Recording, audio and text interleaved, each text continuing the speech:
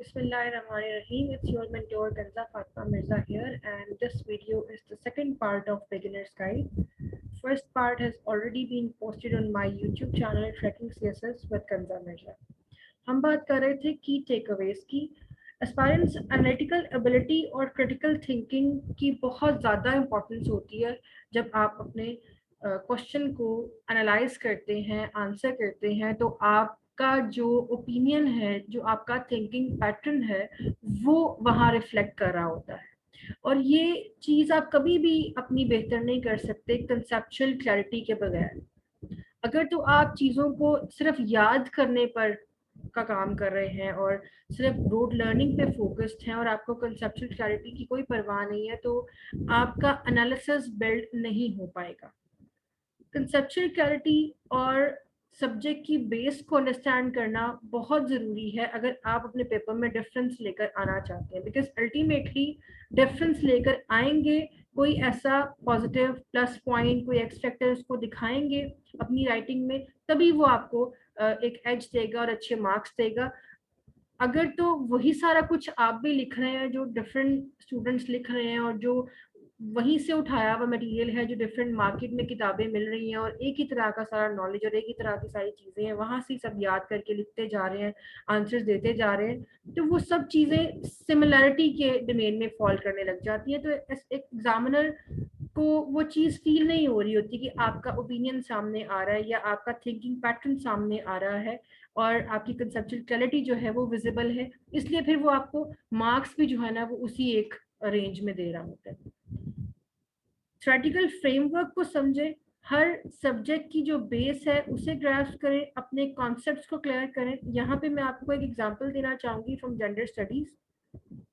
अगर women based violence या gender based violence या डोमेस्टिक वायलेंस पे फॉर एग्जांपल क्वेश्चन आपके सामने आता है और आप सारे स्टूडेंट्स एक ही तरह के आंसर लिख रहे होते हैं कि पाकिस्तान में जो है वो औरतों पे बड़ा तशद्दुद हो रहा है और वुमेन बेस्ड वायलेंस या जेंडर बेस्ड वायलेंस जो है वो बड़ी एक यहाँ पर तूल पकड़ रहा है और बड़ा तशद्दुद होता है यहाँ पे औरतों पे और ये चीज़ बड़ी गलत है और वही सारी बातें जो हर एक स्टूडेंट लिख रहा है।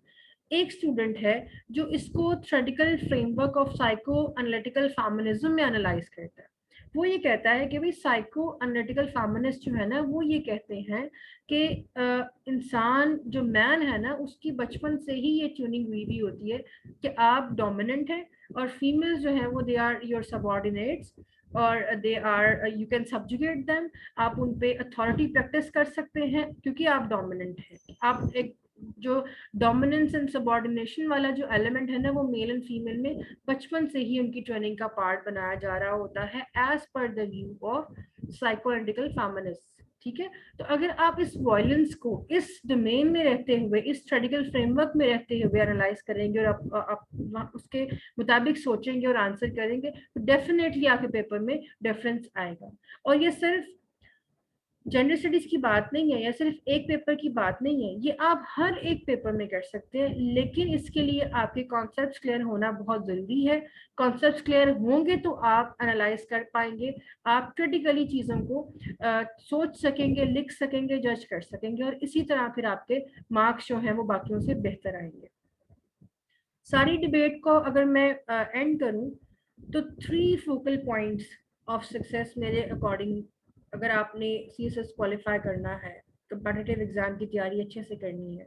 तो 3 फोकल पॉइंट्स पे आके बात खत्म हो जाती है। इनमें से अगर किसी एक को भी आप इग्नोर कर रहे हैं ना तो आप राइट ट्रैक पे नहीं है या आपके सक्सेस के चांसेस फिर कम हो जाते हैं।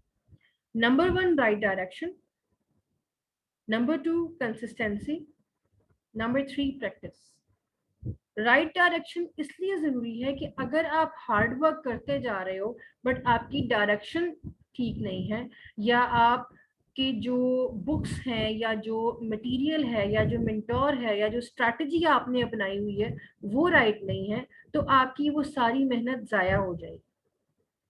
मेहनत आपने करनी है तो राइट डायरेक्शन में करनी है, राइट स्ट्रैटेजी को फॉलो करते हुए करनी है, राइट रोड मैप को फॉलो करते हुए करनी है। फिर बात आती है कंसिस्टेंसी की। कंसिस्टेंसी इतनी इंपॉर्टेंट है कि अगर आपको ये लगता है ना कि आज आप में जोश आया और आपने आज डिसाइड किया बस मैंने 2 दिन में ना ये सारा वाइंड अप कर देना है अपना पूरा सब्जेक्ट, मैंने नहीं टॉपिक वाइज चलना, और 3 दिन में मैंने पूरा सब्जेक्ट पाकिस्तान अफेयर सारा खत्म कर देना, उसके बाद अगले 4 दिन में जो है ना वो मैंने बस जो है वो 5-6 एसेस 7-8 एसेस लिख लेने हैं फुल लेंथ, उसके बाद अगले हफ्ते में मैंने जो है ना वो 3-4 सब्जेक्ट्स माइंड अप कर लेने हैं, मैंने सोना भी नहीं है रात को और मैंने बहुत मेहनत करनी है और ये सारा कुछ। ऐसा नहीं होता, आपको 1-2 दिन की गेम नहीं है ये कि आपको जोश चढ़ा 2 दिन का, तीसरे दिन आप जो है ना वो फिर सब कुछ छोड़ छाड़ के बैठ जाए। आप अपने शॉर्ट टर्म टारगेट्स रखें, डेली टारगेट्स रखें और उनमें कंसिस्टेंट रहें फरवरी तक। 2 दिन का जोश वो 2 दिन का ही होता है, फिर कंसिस्टेंट रहें और छोटे छोटे टारगेट्स रखें, डेली टारगेट्स रखें जिनको आप अचीव भी कर सकते हैं, achievable short term daily targets, जैसे मैंने अभी आपको रोड मैप एक बताया और आपके टास्क पर डे हमने डिस्कस किए हैं, आप उसको फॉलो करके बड़े आराम से अपनी तैयारी को वाइंड अप कर सकते हैं। And then practice, be it essay, be it precis, be it comprehension, be it general ability और any other subject, practice is the key, writing is the key, लिखें, एवेल्यूएट करवाएं, बार बार प्रैक्टिस करें, सिर्फ लर्निंग जो है ना वो जरूरी नहीं है, उसको आउटपुट भी दें, अपने दिमाग को में से चीजों को निकाल के लिखना भी सीखें और प्रैक्टिस करना भी सीखें। एंथनी रॉबिन्स की बात पर वाइंड अप करना चाहूंगी, अवेकन द जाइंट विद इन में वो लिखते हैं, it's not what we do once in a while that shapes our lives but what we do consistently. ठीक है जी, so that was all about today's session. मजीद कोई क्वेश्चंस हों आप लोगों के तो आप लोग कमेंट बॉक्स में लिख सकते हैं और मुझसे पूछ सकते हैं, और उसके साथ साथ मजीद जिन टॉपिक्स पे आप चाहते हैं कि मैं वीडियोस बनाऊं और जिन टॉपिक्स को मजीद आप चाहते हैं कि मैं आपके साथ डिस्कस करूं, वो भी आप कमेंट बॉक्स में मुझे बता सकते हैं। You can always contact me on my page, Facebook page, Instagram और WhatsApp. Thank you so very much, take good care of yourself, अल्लाह हाफिज़ और निगहबान।